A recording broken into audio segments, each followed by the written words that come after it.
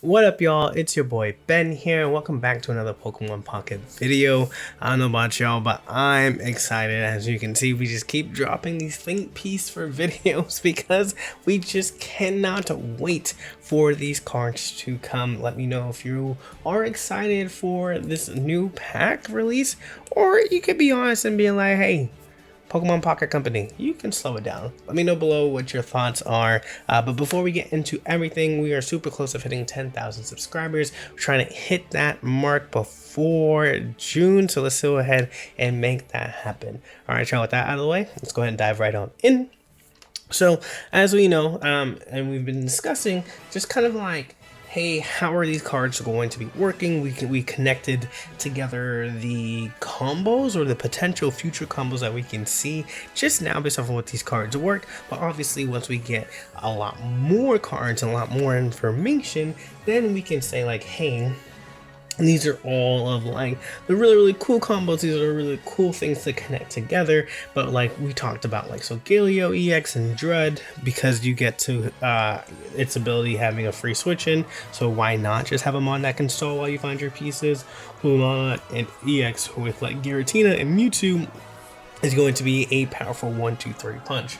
But what we're going to talk about next is just kind of like this addition of all of these new trainer cards. There's 1, 2, 3, 4, 5, 6, 7 being introduced to the game.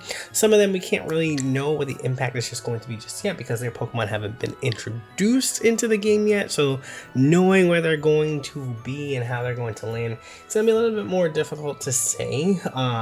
But for the cards that we do can kind of figure out like where they are, like I'm excited to kind of like see. That's the best pairing for them in my opinion. Obviously they will go really well, like Lily for example is heals 60 damage for your stage 2 Pokemon, so obviously that will go well with any stage 2 Pokemon. But like, what are some of the stage 2s that will benefit the most? Like we'll walk through that. So let's just go ahead and dive into those. So first up we have Mallow here. Heal all damage from one of your Shiinotic or Tisserina if you do discard all the energy from that Pokemon. Discarding energy is a big deal. However, it is a grass type deck, so maybe you run Leafeon and you're able to use its ability to put the grass energy back up on the Shiinotic or on the Tisserina. That way you're coming yourself right back into the game, being able to be at full health as well, or using your Shiinotic or Tisserina as a wall to like build up your grass type. Build up whatever you need to in the back for your grass Pokemon, and then it gets to heal that. So I think this all gets to play as like, what are their abilities, what are their retreat costs, for sure. But having a wall, so to speak, is pretty cool, especially if you treat this first one as kind of like a, hey, I'm here, I'm gonna soak up damage, I'm gonna heal the damage, and they can't do nothing about that. So I like this idea in that sense. And then obviously grass has ways of ramping up Superior with the rare candy. You can then treat all of your grass energy as 2. You have Lilligant if this like will make things work as well, and now you have Leafeon. So there are ways to get this energy right back. So they don't look too bad. They don't look too bad. And then now you have Sophocles. And this is just obviously one of those ones where like you specifically need your Alolan Golem, your Vikavolt, or your Togedemaru. We have to know what those look like and we have to know what those do. However, we're getting 3 cards that's going to boost the electric type. The electric typing. Our biggest hitters for electric typing is new Pikachu EX with 150. However, you discard all 3 energy from there, and then it used to be Baby Pikachu, right? Or the other Pikachu EX for 90 damage. Obviously, we've outgrown that in the meta with 140 to 160 for HP for a lot of those basic EXs. So that like played out its course. Pachirisu played out its course. Zapdos, you're too reliant on coin flips for it to feel good, so that also played out its course. So I wonder if like these will give, will put electric back up on the map here. Alolan Golem is a stage 2 mon, so that's very interesting to note. Excuse me, y'all. Vikavolt is a Stage 2 as well. You have 2 bugs before it gets into this big bug, and Togedemaru is a basic, so it's just very curious to see how these all plan out as well. Up next, Lana. Here, you can use this card only if you have Arachnid in play. Switch in one of your opponent's bench Pokemon to the active spot. Arachnid is a stage 1 Pokemon, and Arachnid could either make or break this game. This is essentially Boss's Order for Pokemon Pocket. Boss's Orders allows you to just choose a Pokemon to switch in, and that your opponent can't do anything about that. And so you have that. However, the condition is Arachnid. So depending on this card will tell us whether or not we have something really strong, and we're gonna see tons of play, or it's gonna see some fringe play and it's gonna be okay. So this is gonna be interesting. This is also to note that it needs to be normal Arachnid, not Arachnid EX, otherwise we'd have that distinction in there. And so I don't know, I have to get my hands on Arachnid in order to see how this goes, in order if this is going to get a lot of play. But this effect is super powerful. So I do like it that they tied it only directly to one card. Again, you have to have your limitations here. They don't want just a free-for-all. But Arachnid is good. This just might easily climb right up to one of those best decks. And then we have I don't know how to pronounce this. Kawaii? Choose one of your Alolan Marowak or Tornado, take 2 energy from your energy zone attached to that Pokemon and turn ends. It's really interesting here because Alolan Marowak only needs 2 fire energy and 1 colorless. So this could essentially be a card that goes into any deck because you only need 1 colorless energy in order for it to be active. Obviously, if you're in the fire, you're less reliant on the trainer, but with the trainer, you're getting the 2 energy that you need. So I kind of like the fact that Alolan Marowak can easily go into any place. As a stage 1, has 110 HP, that's still pretty good. You're dealing 70 or 140 damage as well. And you get to, if you deal 70, you get to burn the Pokemon too. So it's actually a pretty sweet deal. You do need your supporter, but in these cases where we're saying that you do get your supporter when you need it, that's pretty strong in my opinion. And then we have Acerola. I probably butchered that name, so I apologize. But choose one of your Palossand and Mimikyu that has damage on it and move 40 of its damage to your opponent's active Pokemon. I don't need to know what Palossand or Mimikyu does. For the mere fact that you get an 80 HP swing on your turn is disgusting. I like that is so good because you're literally, it's I'm down 40, you're at 80, I go back to 80, you go down 40, and I haven't even attacked yet. This doesn't say end my turn. It doesn't, I still am allowed to do all whatever ability shenanigans that I am able to do. I'm still able to attack and do what I can do from there. I'm still able to heal through the likes of potion as well. So that's great. It's one thing to say you were attacking for 40, but to be able to heal and deal out damage at the same time is the first time that we've seen it. I'm very curious as to what Palossand and Mimikyu does, but in of itself, without knowing those two, I'm just very curious. This is still a very powerful effect, and being able to sustain and then continuously do damage to your opponent at the same time.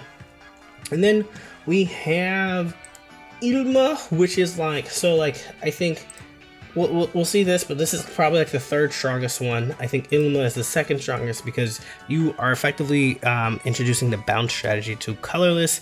Put one of your colorless Pokemon that has damage on it into your hand here, and I think that just goes into Snorlax.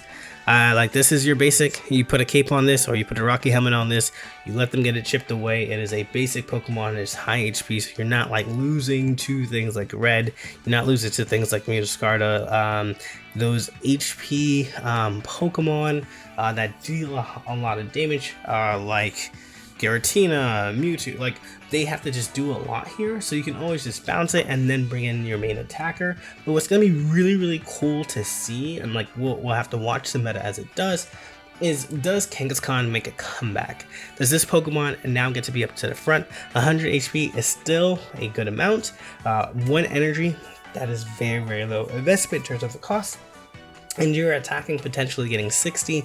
This health gets low, you bounce it, you put the other one up, you attack, and you can keep that cycle going. Being able to do that twice while you're building other things up in the back, so you're an offensive tank here, is pretty good. Whereas like Snorlax is more of your wall, you have Kangaskhan is more of your attacking tank. And I think the combination of, do you just run one of each? Do you just run 2 of these? Do you just run 1 of them just because you have Ilma in the back?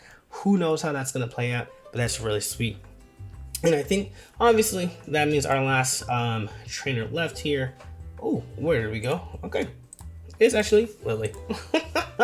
This Lily right here, I think is probably out of the ones that we've seen, is the strongest effect.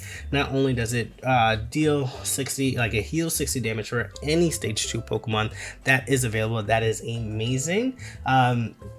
But they really said, play with your stage 2s. We're giving you Rare Candy, we're giving you Lily, and like that's really nice. And so like the Pokemon that I feel like really benefit from it, let's take a look at like from an ability standpoint, is Gengar, right? It needs 3 energy to attack. If you Rare Candy it up and you get it to 170, you still need to build up the energy in order to attack. So why not use Lily to keep this up? You get to use your support cards your opponent can't. So by putting this on the active spot, you're putting them on a timer and you're continuously healing it, so that way it stays alive and it can start dealing damage. And so like the only thing that they can do to you is build up their threats in the back with 170 HP or 190 HP, and having to go through another 60 or with potions or whatever the case may be.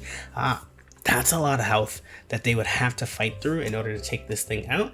But by then, they don't get to go as fast or as turbo as you do. So I really like pairing Lily up with Gengar EX. Another one that would like love the healing boost here is Dusknoir. I wonder if this is going to make a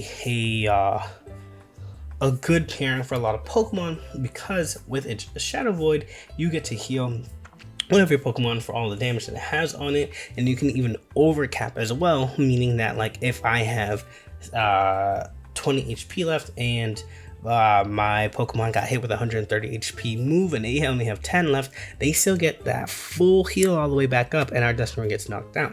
So by adding in the 60 HP, and you are essentially extending your turn that like is getting dished out in terms of health, the more survivability that your entire deck will have, because again, you would rather your Dusknoir losing out and receiving the point for it, because this is only worth 1 point, whereas like your main attacker could be worth 2. So even in the case of pairing up a Gengar with a Dusknoir, especially with the idea of Rare Candy, your Gengar is living even more, or your Dusknoir is living even more, causing them to still be slow, and could be causing a lot of quits here. But if you're looking for, so those are like more defensive strategies, right? Like how do we block the opponent? How do we heal ourselves? And for the offensive type, I think Rampardos is the clear winner here. Head Smash for 1 energy, 130 into those strong and powerful basic EXs, or even those stage 2 EXs. 130 is not going to knock them out, so therefore you don't lose the 50 health. However, once you do knock them out, you do lose 50 health, and adding in that trainer Lily for 60 damage in order for you to build that back up, meaning that you get to take another swing, being able to deal out more damage and get more of this 130 into your opponent is massive. So shout out to Lily. I think definitely we'll see a lot of Lily for sure already being played, because Rare Candy is gonna be being played, so why not having that heal factor, that sustain factor. But I really do like this healing, because we have never seen 60 before make its way into Pokemon Pocket. But yeah, y'all, let me know, which trainer do you like the most? Which trainer are you excited to get your hands on? And if you're like me and you just cannot wait for Pokemon Pocket to release its new cards, just go ahead and comment down below, what is your favorite color? Let's learn a little bit more about each other. But as always, y'all, thank you all so much for watching this video all the way through. Until next one, y'all, peace.